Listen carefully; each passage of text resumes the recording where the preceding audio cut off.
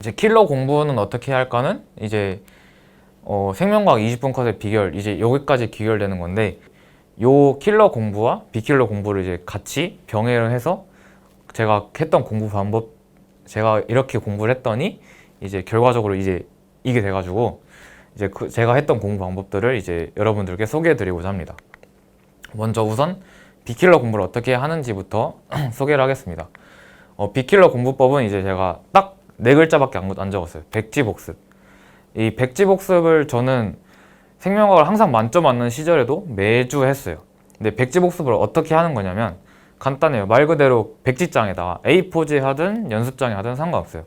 A4지에다가 처음에 대단원을 적고, 그 다음에 소단을 적고, 그 다음에 이 소단원에 해당하는 내용들을 본인이 갖고 있는 개념서나 아니면 개념 노트를 덮은 다음에 이제 그 다음에 여기에 해당하는 내용들을 그냥 쭉 쓰는 거예요. 물론 다 못 쓰는 게 당연해요. 저도 생명과학을 계속 만점 맞던 시절에도 항상 한두 개씩은 빼먹고 기억이 안 나서 빈칸으로 남겨두는 경우가 있었어요. 그냥 쭉 쓰다가 뭐 생각이 안 난다. 그러면 그냥 빈칸으로 놔두시면 돼요. 그렇게 해서 한 단원 정도 하면은 한 30분 정도가 걸리더라고요. 한 단원 쭉 쓰고 다시 제 개념서를 핀 다음에 이 빈칸에 해당하는 부분을 채워넣고 제 개념서나 아니면 개념 노트에다가 제가 못 쓴 것들을 이제 형광펜 칠하든 아니면 빨간색으로 칠을 해서 이 부분은 내가 생각이 안 났으니까 다음엔 꼭 써야지 하면서 이제 다시 한번 외우는 거죠. 그 과정들을 하면은 한 단원 하는데 보통 제가 말씀드린 이 과정들을 하면 1시간 정도 걸리거든요. 일주일에 딱 1시간만 투자해서 한 단원씩 하면은 한 달이면은 이제 전체 다 모든 단어를 볼 수 있어요. 백지복습을 하면은 이제 어떤 점이 좋아지냐면 선지를 읽을 때 기억 선지가 이렇게 쭉 있어요. 그럼 기억 선지를 볼 때 기억을 쭉 읽고 고민을 하고 이렇게 하는 경우가 이제 보통 2, 3등급 수준. 근데 진짜 1등급이나 최상위권 애들은 쓱 읽은 다음에 고민의 여지 없이 그냥 바로 긋거나 동그라미를 쳐줘요. 그러니까 헷갈리는 경우가 거의 발생하지 않고 읽고 어쩌면 무지성으로 그냥 OX가 쳐진다는 거죠. 저도 백지복습을 매주 했더니 모의고사에서 이렇게 선지가 바로바로 판단되고 킬러 유전 문제를 제외하고 나머지 풀이 시간이 10분도 채 안 걸려서 거의 한 20분 넘는 시간 동안 저는 유전 문제를 풀 수 있는 시간이 주어져가지고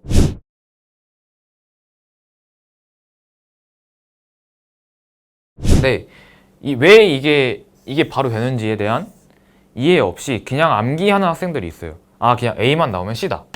근데 이렇게 되면 어떤 문제가 발생하냐면 평가원 문제는 특히 수능에서는 기존에 나왔던 평가원보다 조금 더 한 단계 발전된 문제가 나오는데 만약에 이 과정에 대한 정확한 이해 없이 그냥 단순 암기만 한다면 여기서 B 대신에 살짝 B 프라임이 주어져도 그러면 이제 이 과정에서 조금 변형이 필요한데 그 변형의 과정이 없이 그냥 이렇게 가는 순간 틀리게 되는 거죠. 그래서 그 과정에 대한 정확한 이해가 먼저 필요하다라는 게 두 번째고, 이 스킬을 이해했다면 그 다음에 이제 기출문제 적용해 보는 게 필요해요. 기출문제 적용한다는 것은 제가 이 뒤에 사진으로 보여드릴 텐데 기출문제 그 선생님의 스킬을 이용해서 그 기출문제를 논리적으로 풀어내는 거예요. 이러이러한 조건 때문에 이런 것들을 알 수 있고 이러이러한 조건이 주어졌으니 앞의 조건과 결합해서 이런 것들을 끌어낼 수 있구나. 그런 논리적인 관계를 분석하는 거죠. 그 단계가 아직 안 돼 있다면 사설 문제는 아직 푸는 걸 별로 권장드리진 않아요. 그 기출문제를 풀면서 나만의 풀이 순서를 만들기가 이제 기출문제 적용하면서 같이 해야 될 것들이고, 그 다음에 맨 마지막에 기출문제집을 나만의 킬러 풀이 해설집을 만들어라 이렇게 적어놨는데 이 말이 결국은 이런 것들이에요. 나만의 아까 말씀드렸듯이 그 풀이 논리적인 관계들을 옆에 정리하는 거예요. 이제 이 두 문제는 이제 9월 평가원 시험에 나왔던 거예요. 먼저 이거를 보시면 제가 이 위에 이제 어떻게 하면은 좀 더 간단히 생각할 수 있는지를 제가 고민한 것도 있고 이제 강의를 들은 것도 있어가지고 그걸 어떻게 생각하면 좀 편한지 적어놓은 것이고, 그 다음에 7번에서 제가 문제를 풀 때 이런 조건들은 어떻게 활용해야 하는지, 물론 간단하지만 여기서 라지 R은 스몰 R에 대해 완전 우성이라는 조건이 주어졌는데 저는 실제 시험 볼 때도 조금 조금이라도 더 집중을 하고자 해서 여기에 잘 보시면 이렇게 그 부등호를 좀 크게 표시해 놨어요. 그리고 이런 것들도 있고, 두 번째 조건은 이 조건은 이제 복대림 유전이라는 설명이구나 라는 거를 이제 적어 놨고, 그다음에 그다음에 세 번째 조건은 이 조건은 어떤 것들을 의미하는구나. 이 문제에서도 마찬가지예요. 가계도를 풀 때 이런 것들을 판단했고, 그다음에 이 가계도에서 어떤 것들을 이제 알아낼 수 있고, 맨 마지막 조건에서도 어떤 것들을 알아낼 수 있는지. 보면은 오답률이 80% 가까이 되는 문항이 거의 한 두 문제씩, 여기는 좀 수능이 쉬웠나 보네요. 그리고 이때는 82.4%, 74.9%, 그리고 82.2%, 이런 식으로 오답률이 80%에 육박하는 문제들이 항상 나옵니다.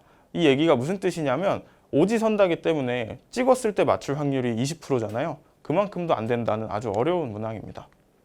근데 그러다 보니까 그런 문제들을 맞췄는데 쉬운 3점짜리 문제를 틀린다면 굉장히 가슴이 아프죠.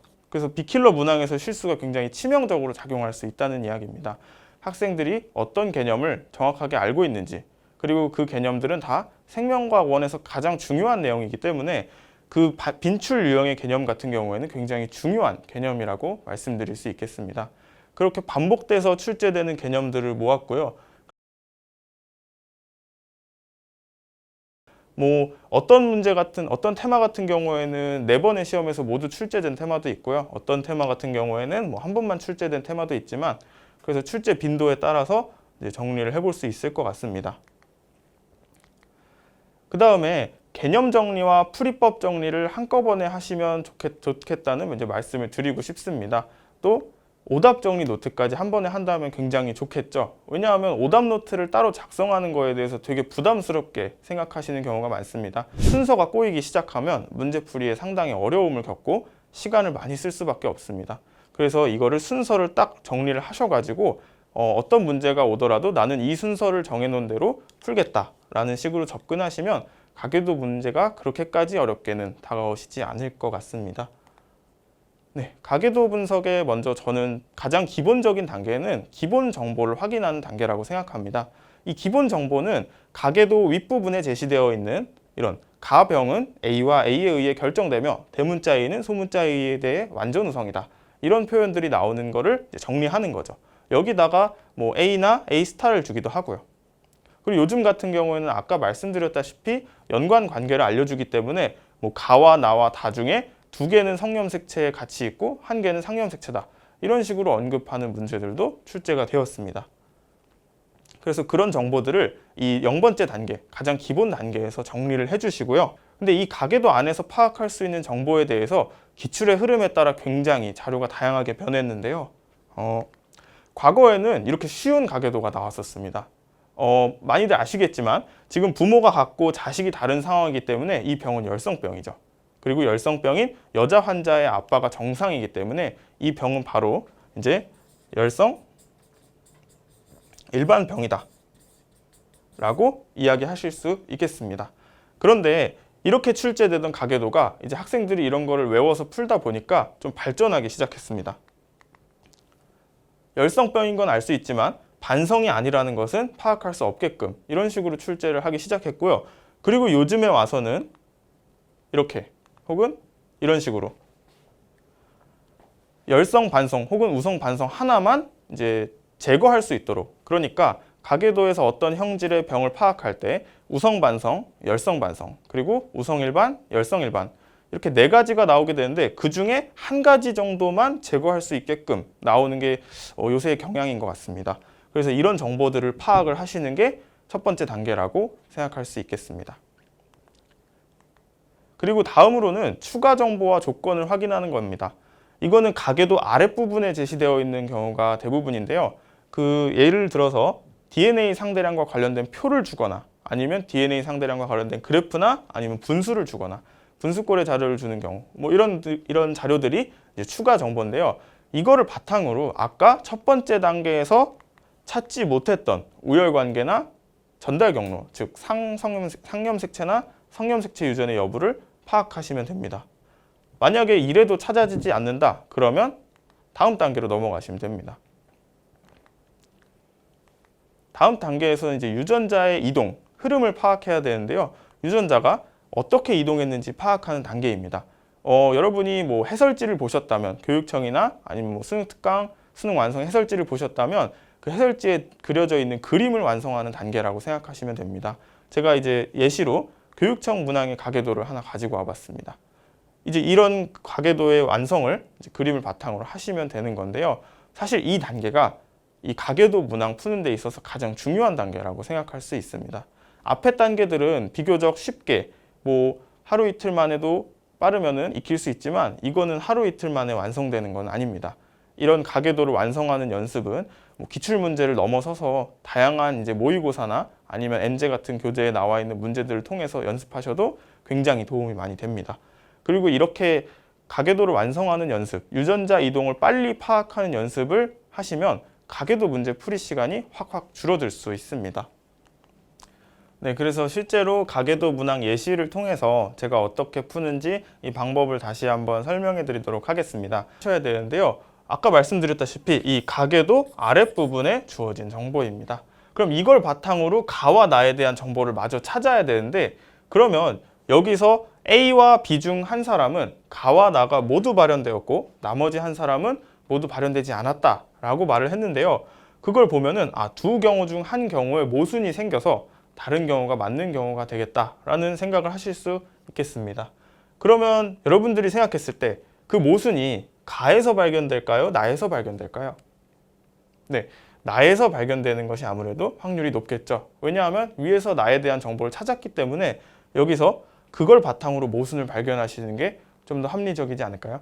1번과 2번 단계, 그러니까 스텝 2까지는 평가원 문항만 정보가 이제 깔끔하게 주어지는데요. 이 3단계 같은 경우에는 사설 문항을 통해서도 충분히 연습을 하실 수 있기 때문에 가계도 문제를 좀 많이 풀어보시는 것을 추천드립니다. 네, 여기까지 제가 준비한 영상은 끝이 났고요. 긴 영상 들으시느라 수고 많으셨습니다. 더 궁금하신 내용이 있다면 이제 메디친 사이트에서 커뮤니친이나 아니면 멘토친 통해서 댓글 혹은 글쓰기를 해서 이제 멘토분들과 다양한 의견 공유도 가능하고 또 생명과학뿐만 아니라 뭐 논술이나 아니면 국어학습법, 다른 과목 학습법, 멘탈 관리 이런 다양한 컨텐츠들이 준비되어 있으니까 여기 오셔가지고 이제 좋은 정보 많이 얻어가셨으면 좋겠습니다. 네, 감사합니다.